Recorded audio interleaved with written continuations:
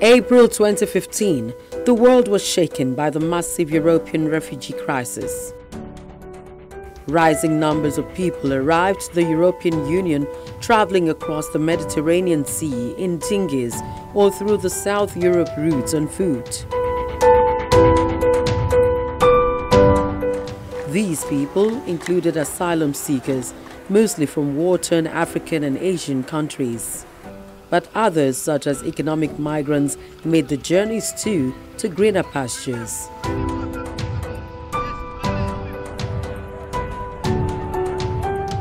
Hundreds of deaths were recorded on the dangerous seas due to shipwreck.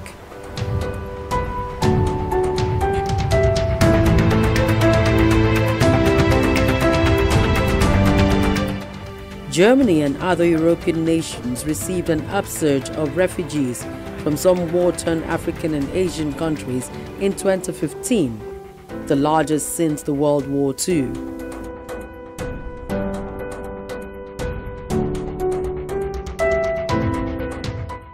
In the first 6 months of 2015, Greece became the starting point of a flow of refugees and migrants moving through Balkan countries to northern European countries, mainly Germany and Sweden.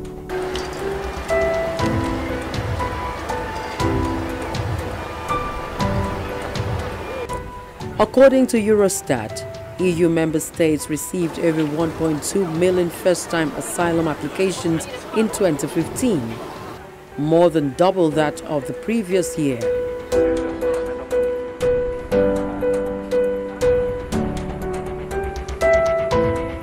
Four states, Germany, Hungary, Sweden and Austria, received around two-thirds of the EU's asylum applications in 2015, with Hungary, Sweden and Austria being the top recipients of asylum applications per capita.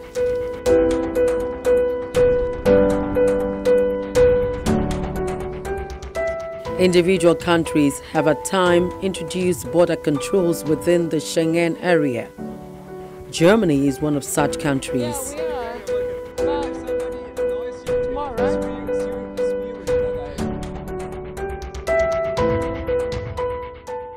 Deutsche Welle and Channels Television, in a special project, made a trip to Kronstadt Anzeiger, Cologne's main daily newspaper that broke the news about the criminality on New Year's Eve in 2015.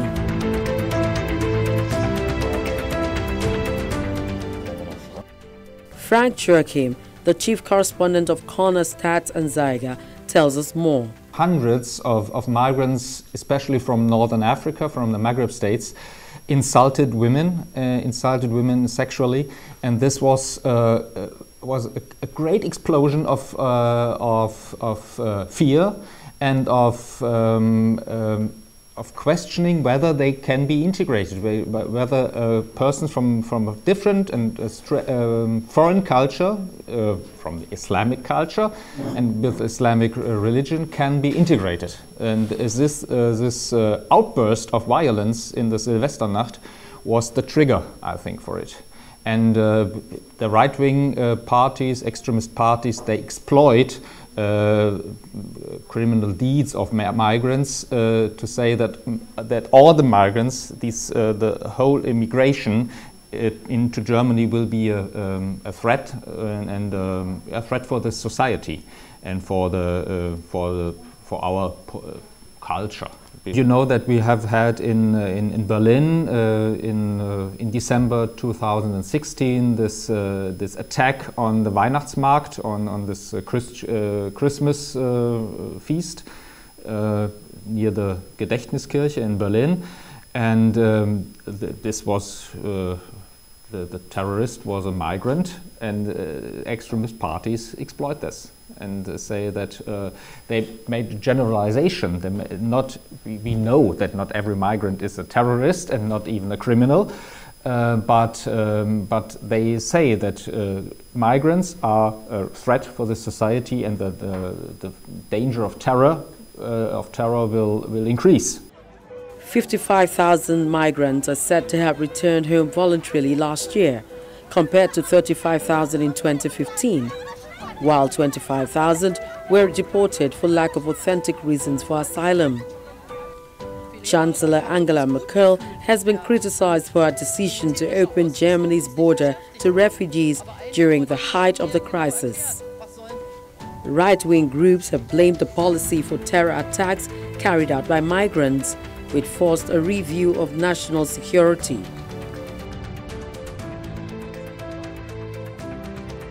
Frank says the major discourse focuses on past incidences as election draws close.